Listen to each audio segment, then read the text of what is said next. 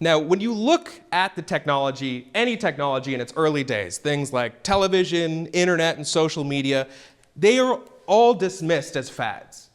When the founders of Netscape went to get funding in early business, they were laughed out of the room. When television first came around, it was considered a novelty. When social media was first being introduced, people didn't take it seriously. And that is exactly what's happening with synthetic media right now. But over 10 to 20 years, the technology developed, the industries grew, and now we have multiple, many billion-dollar companies out of these industries.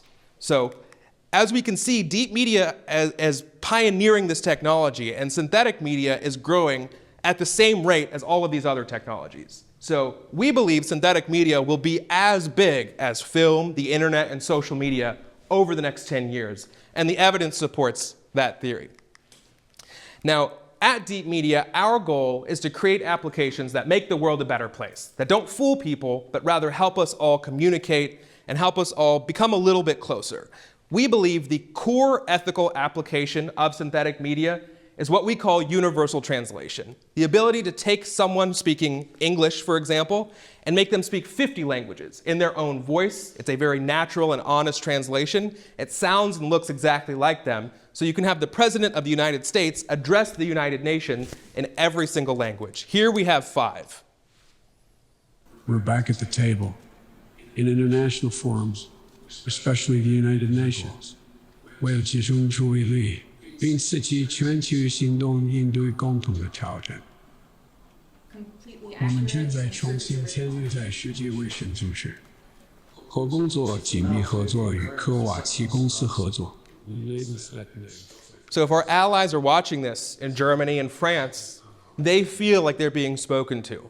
And if our adversaries are watching this, they know that what we say needs to be taken seriously. В то время как Соединенные Штаты стремятся объединить мировые действия, мы будем лидировать не только ради примера нашей силы, но с Божьей помощью силой нашего примера. Не заблуждайтесь. So we do a lot of work to make sure that this technology delivers content that is highly accurate, that when people are watching this, they think it's real. We want to make sure it's very clear to anyone viewing this technology that this was built with synthetic media. It's very important to us that people know President Biden doesn't speak Mandarin. We don't want to fool people to think he does speak Mandarin. Our goal here is to make sure that people who do speak Mandarin, whether they're in America or not, can understand what he's saying. I think our resident linguistic expert, who actually speaks Mandarin and Russian and Ukrainian and Serbian and Croatian and Spanish, can speak more to that. Yeah, absolutely. It's incredibly important that people feel included and can actually understand the nuances of language. So universal translation allows more human body language and nuances. Instead of having to read subtitles, you can truly engage with the content and make it more watchable. Exactly. We consider it the difference between a black and white television versus 4K, high definition and full color. That's the level, that's the jump that we're making with universal translation. And so you put labels when your technology is used, is there a watermark or something?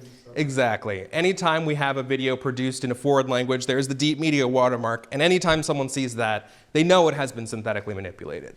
Being honest and true that this technology has been processed, that the video has been processed with this technology, is very important to us.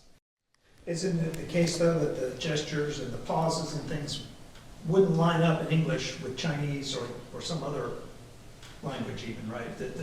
So how do you, when you do subtitles, that doesn't matter. You see them speaking in English and the gestures are natural for English and you're reading the subtitle in your language, so you don't expect those to match. But in this case, I think it would almost be distracting in a sense, where the motions and the pauses, it's like when you get the sound out of sync with the video. Mm-hmm. For sure, yeah. And occasionally that might happen. However, more importantly, we're able to line up the language so that it's paced correctly with his gestures to sync up the lips and make sure that it's a fluid experience and very watchable So for you're the speeding up the rate of talking or slowing it down, whatever you need to do to make it fit in the set. Exactly. And that's one of the really amazing parts about this technology, is that all happens automatically.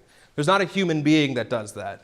The actual synthetic media networks, and there are many synthetic media networks that work in parallel, they understand what English sounds like, what Mandarin sounds like, what German sounds like, and it's specifically built to take an English piece of content or any language content and transform the language while making sure that the intent and meaning is true and accurate, and also that the pacing, the prosody, the emotion, even the tones for something like Mandarin, that also flows through in these other languages. That's very important to us. When someone's watching it, it feels very native, it feels very real, even if it's not. So your machine learning isn't just a series of images, it's a series of videos.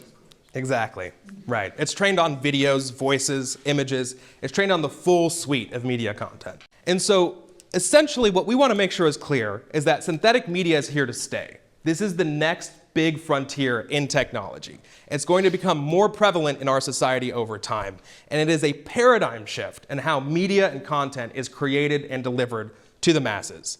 Just like television, internet, social media that came before it, there are a lot of threats to this technology, right? And we need to make sure that the United States is protected against those threats and that it's used in the best interest of our country and our interests.